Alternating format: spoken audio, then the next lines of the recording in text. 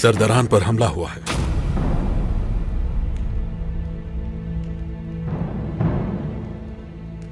اور یہ کرنے والا کون ہے؟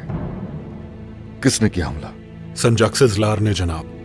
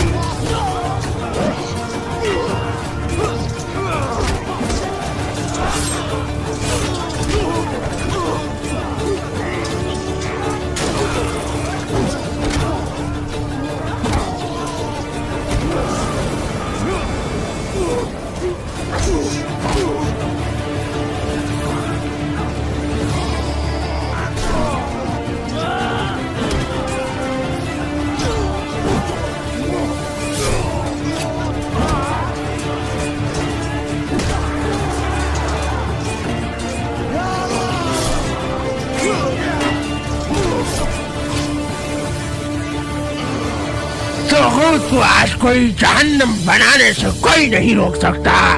تم لوگ کون ہوتے ہو؟ چور؟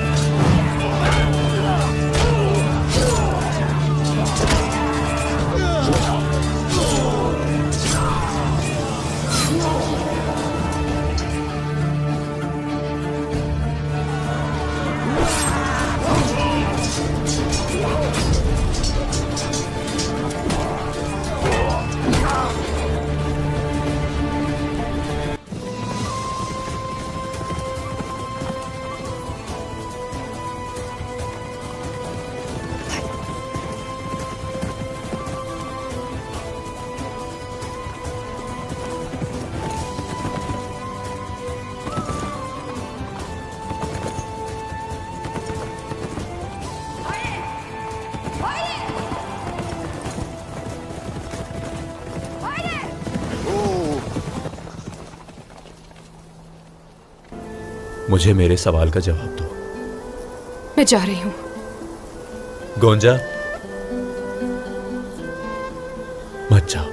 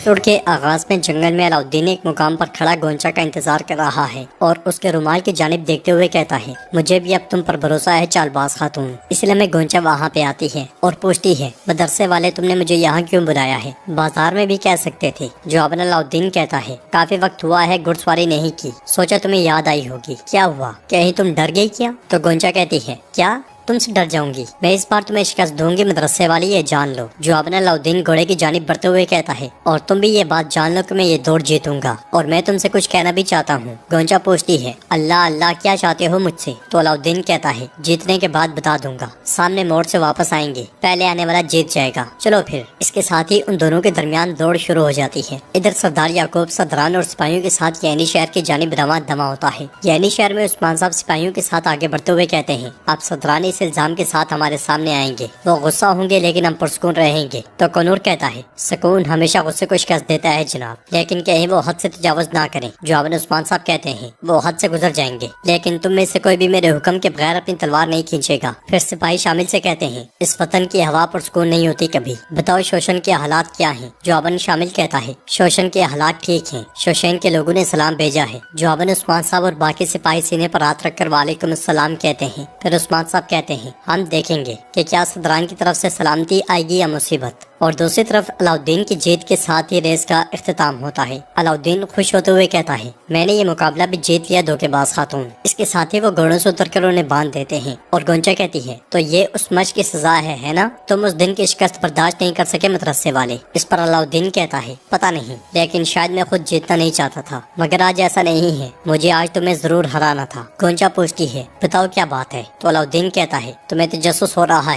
है ना? ये कहते साथ ही अलाउद्दीन उसका रुमाल निकाल लेता है जिसके अंदर एक फूल पड़ा होता है। फूल की तरफ देखते हुए अलाउद्दीन कहता है, क्या ये फूल तुम्हारा है? जवाबन गोंचा कहती है, ये तुम्हारे पास कहाँ से आया? तो अलाउद्दीन कहता है, पहले मेरे सवाल का जवाब दो। गोंचा आगे बढ़ते हुए कहती है, मैं जा रही हूँ। तो अलाउद्दीन कहता है, मत जाओ। इस पर गोंचा कहती है, जानते हो तुम फिर भी पूछते हो मदरसे वाले? ये सुनकर अलाउद्दीन कहता है, यकीनी बनाना चाहता था। ये कहते साथ ही गोंचा उसके हाथ में मौजूद रुमाल ले लेती है और कहती है, असल में तुम जानते हो, लेकिन तुम मेरा यकीन नहीं करते मदरसे वाले। जवाबन अलाउद्दीन कहता है, मैंने हमेशा अपने जहन की बात सुनी, इसलिए मुझे शक था, लेकिन ये बात कुछ अलग है। मुझे नहीं मालूम कि कैसे कहूँ तुम्हें, पता नहीं कैसे बयान करूँ। गोंचा, पहले दिन से जब मैंने तुम्हें देखा है, मेरा दिल तुम्हारा नाम ऐसे पुकारता रहता है कि मैं अपने दिमाग की तो क्या किसी की भी नहीं सुनता, मैं अपनी बात भी नहीं सुन सकता। गोंचा, मैं कब से तुम्हें कुछ बताना चाहता था। चालबाज खातून, मुझे तुमसे प्यार हो गया है। ये सुनते साथ ही गोंचा की आंखों से आंसू बह पड़ते हैं। सरहदी बाजार में फातिमा अस्मा को लेकर मलून खातून के पास आती है तो अस्मा कहती है, मलून खातून आपने मुझे बुलाया? तो मलून खातून कहती है, आओ मेरी बेटी आओ, मेरे बेटे को तुमसे कुछ कहना है।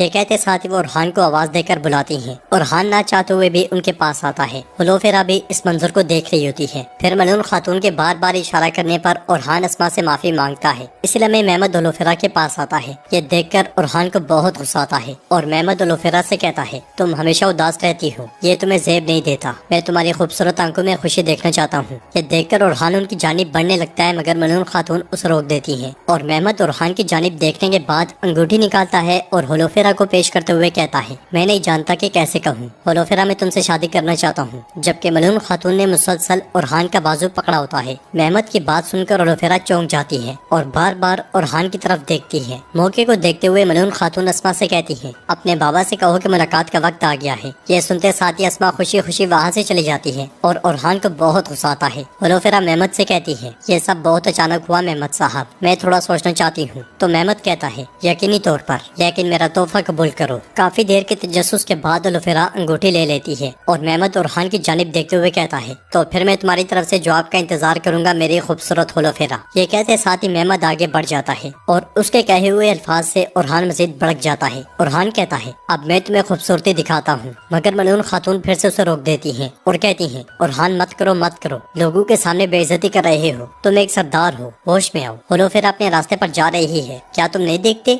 जवाबन ओरहान कहता है, हुलोफेरा का रास्ता मेरा रास्ता है माँ, क्या आप नहीं देख रही? मलून खातून कहती है, अभी नहीं ओरहान, अभी नहीं। यह सुनकर ओरहान हुलोफेरा की जानिब देखते हुए नफी में सर हिलाता है। उधर यानी शहर में हम देखते हैं कि उस्मान साहब अपने करीबी लोगों के साथ सदरान के आने का इंतजार कर रहे होते हैं और हवेली में तमाम तर इकदाम किए गए होते हैं। इसी लम्हे सरदार याकूब बाकी सदरान के साथ हवेली में दाखिल होता है और वह सब घोड़ों से उतरने के बाद आगे बढ़ते हैं तो उस्मान साहब कहते हैं, हजरात खुश आमदीद। जवाबन सरदार कर ऐसे कहते हैं, उस्मान عثمان صاحب ہمیں بالکل خوشی نہیں ہوئی۔ پھر سردار یعقوب کہتا ہے تم نے میرے سرداروں کو ڈاکو سے مروانے کی کوشش کی اور جب ناکام ہو گئے تو مسلح ہو کر ہمارا استقبال کرنے لگے۔ اس پر بالا خاتون کہتی ہے ہمارے صحن میں آنے والوں کا اسی طرح سے استقبال کیا جاتا ہے یعقوب صاحب۔ پھر عثمان صاحب کہتے ہیں ہم نے سوچا کہ آپ سو رہے ہیں یعقوب صاحب، ہم غصہ تھے کیونکہ انہوں نے آپ کو دھوکہ دیا، لیکن میں دیکھ رہا ہوں کہ تم اس کے لیے اندھے ہو جسے تم دیکھنا نہیں چاہتے اور اس کے لیے بہرے ہو جسے تم سننا نہیں چاہتے۔ تو سردار یعقوب کہتا ہے ٹھیک ہے میں اندھا ہوں، کیا سردار بھی اندھے ہیں؟ سب نے سچ دیکھا اور سب نے سنا، تم نے سرداروں پر حملہ کیا۔ جواباً عثمان صاحب کہتے ہیں ہم ذرا پہن کر ڈہال پکڑتے ہیں لیکن یہ چیزیں ہمیں اس بہتان سے نہیں بچا سکتی۔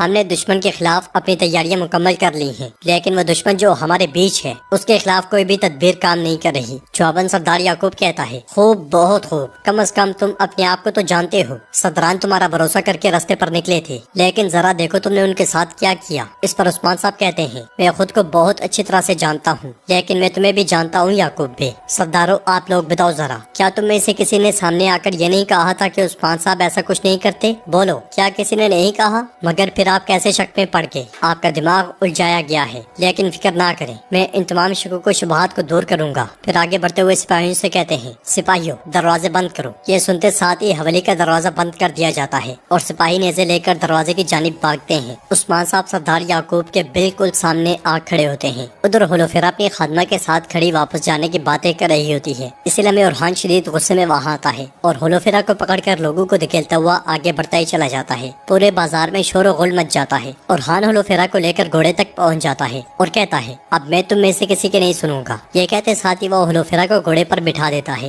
یہ منظر دیکھ کر ملعون خاتون اور فاطمہ بھی اورحان کی جانب بھاگ پڑتی ہیں اور ملعون خاتون کہتی ہیں اورحان تم کیا کر رہے ہو؟ اورحان تم کیا کر رہے ہو؟ رک جاؤ۔ محمد بھی باقی گھر والوں کے ساتھ خیمے سے باہر آتا ہے اور یہ منظر دیکھ کر اسے بہت غصہ آتا ہے۔ وہ چلا چلا کر اورحان اورحان پکارتا ہے مگر اورحان کسی کی نہیں سنتا اور گھوڑے پر سوار ہولوفیرا کو لے کر بازار چھوڑ دیتا ہے۔ یہ دیکھ کر محمد اس کے پیچھے دوڑتے ہوئے کہتا ہے سپاہیوں گھوڑے نکالو، گھوڑے نکالو۔ ملعون خاتون بھی بھاگتے بھاگتے اورحان کو مسلسل روک رہی ہوتی ہیں مگر سب کی تمام کوششیں ناکام جاتی ہیں۔ ملعون خاتون چلاتے ہوئے کہتی ہیں یہ تم نے کیا کیا بیٹا، تم نے کیا کیا؟ محمد بھی سپاہیوں کے ساتھ بازار چھوڑ دیتا ہے۔ یہ دیکھ کر ملعون خاتون اپنے سپاہی سے کہتی ہیں جلدی سے ان کا پیچھا کرو۔ پھر پریشان ہوتے ہوئے کہتی ہیں اے اللہ میرے بیٹے کی حفاظت فرما۔ کئی سپاہی بھی ان کے پیچھے نکل پڑتے ہیں۔ ادھر یعنی شہر میں عثمان صاحب سردار یعقوب کی جانب بڑھتے ہوئے کہتے ہیں تم بہت بڑی چال چلتے ہو یعقوب صاحب، لیکن ہر ایک کا اپنا کھیل ہے، جب تک کہ گردنوں پر تلوار نہ رکھی جائے تب تک کھیل نہیں رکتے۔ تو سردار یعقوب کہتا ہے تمہارے سر پر آنے والی آفت پہلے سے بہت زیادہ ہو جائے گی جناب عثمان۔ پھر سردار کرا سے کہتے ہیں جب دشمن متحد ہیں تب تمہیں ایسا نہیں کرنا چاہیے تھا عثمان۔ جواباً عثمان صاحب کہتے ہیں کرا سے صاحب کیا آپ مجھے اپنے دشمن بنانے کی ہمت کرو گے؟ تو دوسرا سردار پوچھتا ہے دروازے بند کرنے سے آپ کا کیا مطلب ہے عثمان صاحب؟ تو عثمان صاحب کہتے ہیں ہم ایک دسترخوان بچھائیں گے، ہم ان تمام موضوعات پر بات کریں گے جن کے بارے میں بات کرنا ضروری ہے، ہمارے درمیان چاہے بن بلائے مہمان ہی کیوں نہ ہو۔ آج یہ معاملہ یہیں پہ ختم ہو جائے گا۔ میرے سپاہی سنجاکسس کو لینے گئے ہیں، جب وہ آئیں گے تب دیکھیں گے کہ انہیں حکم دینے والا کون تھا۔ انہیں حکم دینے والے سردار یعقوب ہیں، میں نہیں۔ یہ سن کر سب سردار چونک جاتے ہیں اور سردار یعقوب کہتا ہے تم اس گستاخی کی بھاری قیمت ادا کرو گے عثمان، ایک سلطان کے بارے میں اس طرح کا بہتان لگانے کا کیا مطلب ہے تم دیکھ لو گے۔ تو عثمان صاحب کہتے ہیں یقیناً ایک قیمت ہوگی، سنجاکسس کو آنے دو، پھر ہم دیکھیں گے کہ وہ قیمت کیا ہے، دیکھ لیں گے کہ سردار کون ہے اور سلطان کون۔ ایپیسوڈ اختتام پذیر ہوتی ہے۔ وعلیکم ناظرین،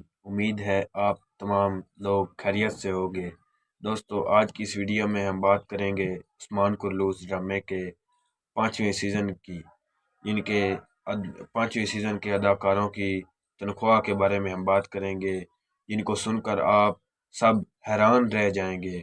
دوستو چلیے شروع کرتے ہیں، لیکن شروع کرنے سے پہلے میں آپ سے گزارش کروں گا کہ اگر آپ ہمارے اس چینل پر نئے ہیں تو ہمارے اس چینل کو سبسکرائب ضرور کر دیجئے گا اور ہاں بیل آئیکن کو دبانا ہرگز مت بھولیے۔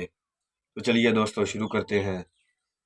پہلے نمبر پر ہمارے پاس آتے ہیں محمد، جن کی ایک ایپیسوڈ کی تنخواہ ہے $11,000 اور دوسرے نمبر پر ہیں یعقوب صاحب، جن کی ایک ایپیسوڈ کی سیلری ہے $10,000 اور تیسرے نمبر پر ہمارے پاس آتی ہیں فاطمہ خاتون، جو ایک ایپیسوڈ کا $6,000 ریچارج کرتی ہیں اور آگے آتی ہیں ہمارے پاس گونجا خاتون جو ایک ایپیسوڈ کا $8,000 ریچارج کرتی ہیں، اور آگے ہمارے پاس آتے ہیں کیرا سلم جو ایک ایپیسوڈ کا $14,000 ریچارج کرتے ہیں، اور آگے ہمارے پاس آتی ہیں ہولو فیرا جو ایک ایپیسوڈ کا $12,000 ریچارج کرتی ہیں، اور آگے ہیں واسیلیوس ٹیکفور جو ایک ایپیسوڈ کا $15,000 ریچارج کرتے ہیں، اور آگے ہمارے پاس ہیں تیمور بکا جو ایک ایپیسوڈ کا $9,000 ریچارج کرتے ہیں، اور اس سے آگے ہیں علاء الدین بے جو ایک ایپیسوڈ کا $10,000 ریچارج کرتے ہیں، اور اس سے آگے ہیں یونس ایمرے جو ایک ایپیسوڈ کا $13,000 لیتے ہیں، اور اس سے آگے ہیں سعادت خاتون جو ایک ایپیسوڈ کا $6,000 لیتی ہیں۔ اس سے آگے ہمارے پاس آتے ہیں ماسٹر گیرا جو ایک ایپیسوڈ کا $10,000 ریچارج کرتے ہیں۔ اس سے آگے ہمارے پاس آتے ہیں کونور الپ جو ایک ایپیسوڈ کا $19,000 لیتے ہیں۔ اس سے آگے ہمارے پاس آتی ہیں بالا خاتون جو ایک ایپیسوڈ کا $26,000 لیتی ہیں۔ تو اس سے آگے ہیں ہمارے پاس مالہون خاتون جو ایک ایپیسوڈ کا $24,000 لیتی ہیں۔ اس سے آگے ہمارے پاس آتے ہیں اورہان بے جو ایک ایپیسوڈ کا لیتے ہیں $18,000۔ اس سے آگے ہمارے پاس آتے ہیں برہان الپ جو کہ ایک ایپیسوڈ کا $18,000 لیتے ہیں، اور آخر والے نمبر پر جو سب سے اوپر والے لیول پر ہیں، جو سب سے اوپر والے ہیں، وہ ہیں عثمان بے جو کہ ایک ایپیسوڈ کا $35,000 لیتے ہیں۔ دوستو اس ایپیسوڈ میں نے آپ کو ان کی سیلری کے بارے میں بتایا ہے۔ اس سے آگے میں آپ کو بتاؤں گا ان کے مذہب کے بارے میں کہ ان سب کا مذہب کیا ہے 5ویں سیزن کے۔ ان کے مذہب کے بارے میں بات کرتے ہیں تو پہلے نمبر پر ہمارے پاس آتی ہیں علاء الدین بے جو کہ جن کا مذہب ہے اسلام، یہ اسلام ہے ان کا مذہب، اور ریئل لائف میں ان کا مذہب ہے اسلام۔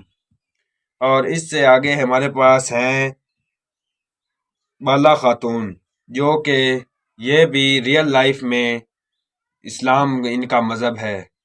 اس سے آگے ہمارے پاس ہیں اورہان بے جن کا بھی مذہب اسلام ہے، یہ بھی ریئل لائف میں اسلام ہے۔ اس سے آگے ہمارے پاس ہیں عثمان بے جن کا مذہب بھی اس کا مذہب اسلام ہے۔ اس کے آگے ہمارے پاس آتے ہیں ملہان خاتون، ان کا مذہب اسلام ہے، اور آگے ہمارے پاس آتے ہیں یونس ایمرے، ان کا مذہب بھی اسلام ہے، اور اس سے آگے ہیں تیمور بکا، ان کا مذہب بھی ریئل لائف میں اسلام ہے، اور آخری نمبر پر ہمارے پاس ہیں فاطمہ خاتون، ان کا مذہب اسلام نہیں ہے، ان کا مذہب عیسائی ہے، یہ عیسائی ہیں، ان کا مذہب عیسائی ہے ریئل لائف میں۔ دوستو شکریہ۔